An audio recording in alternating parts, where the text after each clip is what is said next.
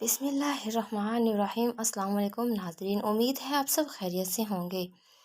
ناظرین، جو چینل پر نیو ہے ابھی چینل کو سبسکرائب کریں اور بیل آئیکن کو بھی دبا دیں تاکہ میری آنے والی ہر لیٹسٹ ویڈیو کا نوٹیفیکیشن آپ کو بآسانی ملتا رہے، اور ویڈیوز کو لائک اور شیئر کرنا بھی مت بھولنا۔ آفس سے چھٹی کے بعد ساحل گھر کی طرف جا رہا تھا۔ یہ رات کا وقت تھا، چاروں طرف اندھیرا تھا، اور اس رات عجیب بات یہ ہوئی تھی کہ اچانک بہت تیز بارش شروع ہو گئی تھی اور ساحل کو گھر جانے کے لیے کوئی ٹیکسی یا رکشہ نہ ملا۔ پھر اس نے سڑک پر وقت ضائع کرنے کی بجائے گھر جانے کا فیصلہ کیا۔ اب چونکہ بارش بھی تھوڑی کم ہو چکی تھی، اس لیے وہ پیدل ہی گھر کی طرف روانہ ہوا۔ اس نے گھر جانے کے لیے شارٹ کٹ کچے راستے کا انتخاب کیا تھا، جو کہ اکثر سنسان اور ویران رہتا تھا۔ اس کچے راستے میں تو عام حالات میں بھی زیادہ آمد و رفت نہیں ہوتی تھی، اور وہ تو تھا بھی رات کا وقت،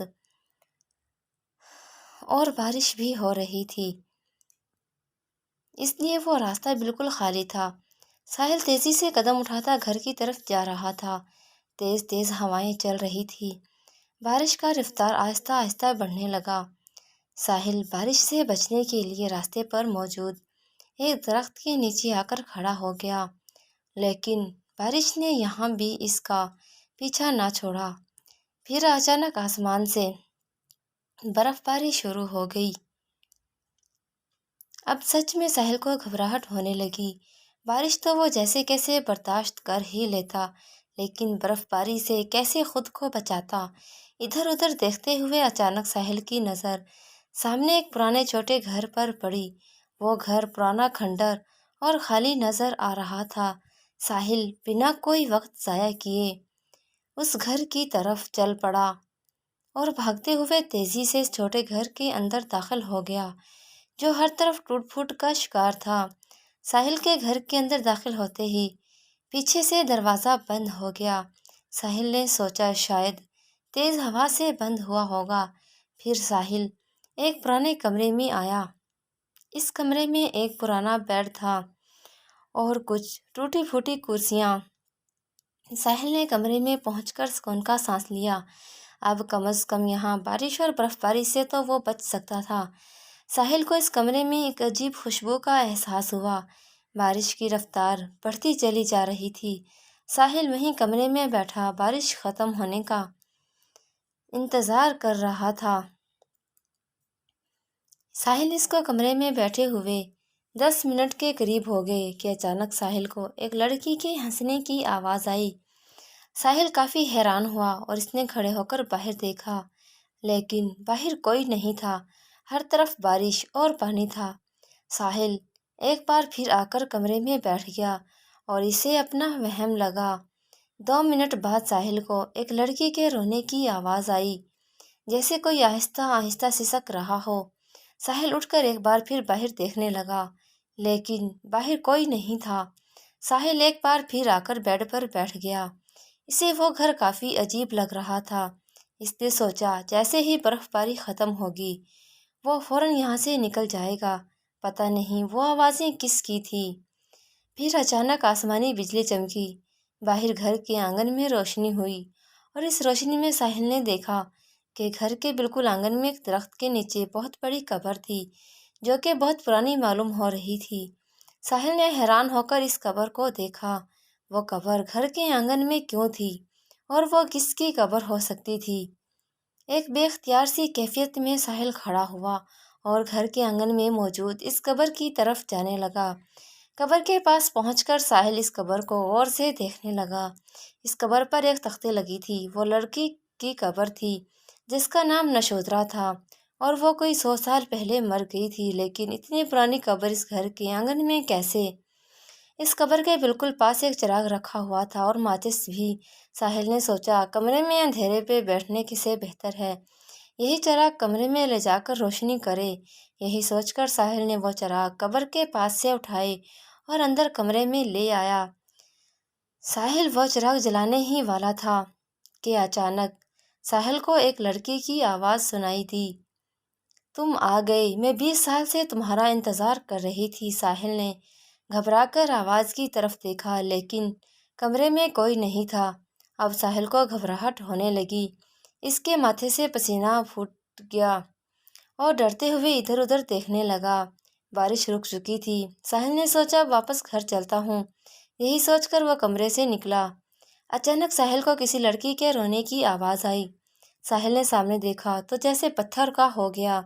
سامنے قبر کے پاس ایک خوبصورت دلہن ہاتھوں میں موم بتی لیے بیٹھی تھی۔ ساحل حیران ہو کر رک گیا۔ وہ دلہن اس کے قریب قبر کے پاس کب آئی تھی، یا وہ پھر پہلے سے قبر کے پاس موجود تھی؟ اگر وہ پہلے سے قبر کے پاس موجود تھی تو اس نے اسے دیکھا کیوں نہیں تھا؟ وہ دلہن مسکراتے ہوئے ساحل کو دیکھ رہی تھی، پھر ساحل سے بولی، مجھے یقین تھا تم ایک دن واپس آؤ گے۔ ساحل نے گھبراتے ہوئے پوچھا، کون ہو تم اور یہاں کیا کر رہی ہو؟ ساحل کی بات پر اس لڑکی نے زوردار قہقہ لگایا اور بولی، میرے گھر میں کھڑے ہو کر مجھ سے پوچھتے ہو کہ کون ہوں میں؟ ساحل نے کچھ شرمندگی سے اس لڑکی کو دیکھا اور بولا، سوری، مجھے پتہ نہیں تھا یہ آپ کا گھر ہے۔ پھر ساحل نے اچانک پوچھا، یہ قبر کس کی ہے؟ اس دلہن نے زوردار قہقہ لگایا اور بولی، میں نوشودرا ہوں، یہ قبر میری تھی، میں 100 سال پہلے مر گئی تھی۔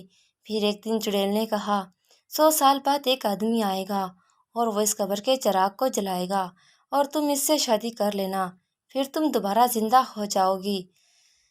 ساحل نے خوفناک انداز میں اس لڑکی کو دیکھا اور گھبراتے ہوئے بولا، مجھے اب چلنا چاہیے۔ یہ کہہ کر ساحل باہر کی طرف بڑھا۔ جب اس لڑکی نے کہا، 100 سال بعد اس گھر میں کوئی آیا ہے، اب تم یہاں سے باہر نہیں نکل سکتے۔ آہستہ آہستہ اس خوبصورت دلہن کی شکل تبدیل ہونے لگی، اس کے بڑے بڑے دانت نکل آئے۔ ساحل بھاگتے ہوئے گھر کا دروازہ کھولنے لگا، لیکن گھر کا دروازہ کھل ہی نہیں رہا تھا۔ وہ لڑکی باہر کھڑی ہنستی ہوئی ساحل کو دیکھ رہی تھی۔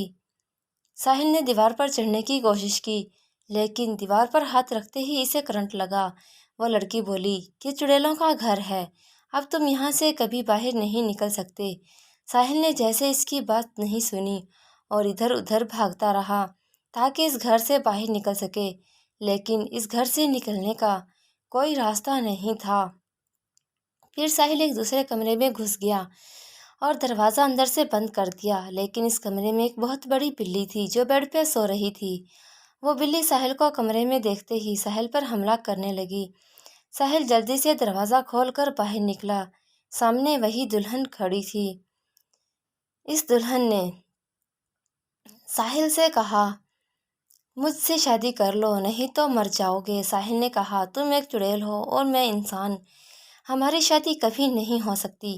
وہ چڑیل آگے بڑھی اور بولی، اگر تم نے مجھ سے شادی نہیں کی تو مر جاؤ گے۔ یہ کہہ کر وہ دلہن اب چڑیل بن چکی تھی اور آگے بڑھی اور ساحل پر حملہ کرنے کی کوشش کرنے لگی، لیکن ساحل وہاں سے بھاگا اور چڑیل اس کے پیچھے بھاگنے لگی۔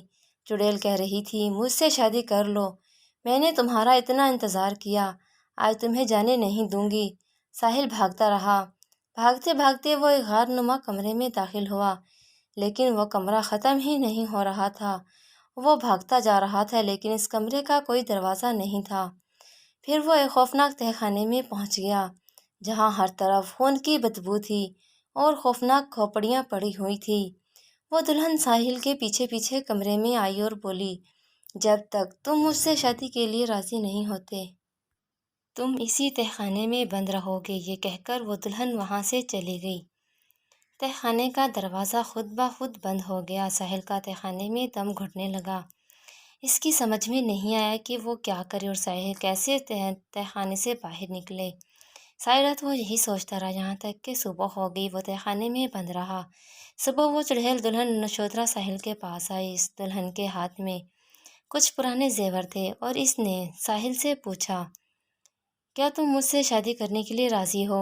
ساحل نے کہا، ایسا کیسے ہو سکتا ہے، تم ایک روح ہو اور میں انسان، ہم دونوں کی شادی کبھی نہیں ہو سکتی، تم پلیز مجھے جانے دو۔ نشودرا نے غصے سے وہ زیور پھینک دیے اور بولی، جب تک تم سے شادی کر کے تمہارا خون نہیں پیوں گی میں اس قبر سے آزاد نہیں ہو سکتی۔ جب تک تم مجھ سے شادی کرنے کے لیے راضی نہیں ہوگے اسی تہہ خانے میں بھوکے پیاسے سڑتے رہو۔ یہ حکم دے کر نشودرا تہہ خانے سے باہر نکل گئی۔ دروازہ خود بخود بند ہونے لگا۔ ساحل کے لیے اس مصیبت سے بچ نکلنے کا کوئی راستہ نہیں تھا۔ دونوں طرف کھڑی موت تھی۔ وہ بھوکا پیاسا 2 دن سے اس تہہ خانے میں بند تھا اور اب اس موت اسے اپنے سامنے دکھائی دے رہی تھی۔ سوچتے سوچتے اس کی آنکھ لگی اور اسے نیند آ گئی۔ ساحل نے خواب میں کامل کو دیکھا اور کامل نے ساحل سے کہا، بیٹا تم اگر اس قبر والی دلہن سے چھٹکارا پانا چاہتے ہو تو تمہارے گلے میں جو تعویذ ہے اسے اس قبر میں ڈال دو۔ ساحل نیند سے جاگ گیا اور اس کے ماتھے پر پسینہ تھا۔ اس نے اپنے گلے میں تعویذ کو دیکھا اور فیصلہ کیا کہ اس تعویذ کو اس قبر میں ڈال دے گا۔ رات کو جب نشودرا دلہن اس کے پاس آئی اور اس نے ساحل سے اس کا فیصلہ پوچھا تو ساحل نے کہا، میں تم سے شادی کرنے کے لیے تیار ہوں، لیکن میری ایک شرط ہے، شادی ہم اس قبر کے پاس کریں گے۔ نشودرا خوشی خوشی راضی ہوئی اور ساحل کو لے کر باہر گئی۔ پھر نشودرا تیار ہوئی، اس نے زیور پہنے اور اس قبر کے پاس آ کر بیٹھ گئی۔ ساحل نے چپکے سے وہ تعویذ گلے سے اتار کر قبر میں دفن کر دیا۔ تعویذ دفن کرنے کے 1 منٹ بعد ہی ہر طرف دھماکے ہونے لگے، ہر طرف دھواں اٹھنے لگا۔ ساحل نے جب اپنے چاروں طرف دیکھا تو حیران رہ گیا۔ وہ کسی قبر کے پاس نہیں، ایک درخت کے نیچے کھڑا تھا اور وہ خالی گھر بھی غائب ہو چکا تھا۔ ساحل نے خدا کا شکر ادا کیا اور گھر کی طرف روانہ ہو گیا۔ ناظرین، اگر ویڈیو پسند آئی ہو تو اسے اپنے دوستوں میں شیئر ضرور کرنا اور لائک کرنا تو بالکل مت بھولنا، اور چینل کو سبسکرائب بھی کر دینا۔ ملتے ہیں ایک نئی ویڈیو کے ساتھ۔ اللہ حافظ۔